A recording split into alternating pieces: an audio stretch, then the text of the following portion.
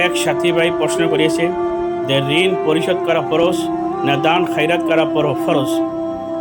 এই প্রশ্নের উত্তর হলো ঋণ পরিশোধ করা ফরজ, দান খায়রাত করা নফল ইবাদত। এই ব্যাপারে নবী করিম সাল্লাল্লাহু আলাইহি সাল্লাম আমাদেরকে কয়েকটা উপমা দিয়েছে। সেটা হলো যখন একটা মানুষের হজে যাবে, তো হজে যাওয়ার আগে সর্বপ্রথম ওর যদি কোনো ঋণ থাকে সর্বপ্রথম ঋণকে পরিশোধ করা লাগবে।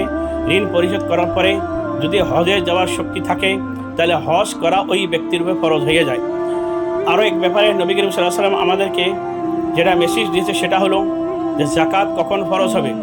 যে আপনার কাছে এত অ্যামাউন্ট টাকা আছে, সেই অ্যামাউন্টের থেকে সর্বপ্রথম যদি ঋণ থাকে ঋণকে পরিশোধ করবেন।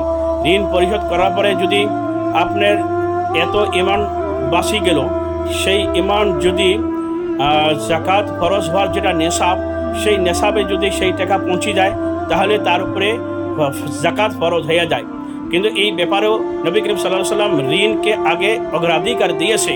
তদ্রূপভাবে যখন কোনো মানুষের ইন্তেকাল করে বা মৃত্যুবরণ করে, তা আমরা সেই মৃত্যুবরণ করার সম্পদ নিয়ে আমরা কোনটা কাজ সর্বপ্রথম করব।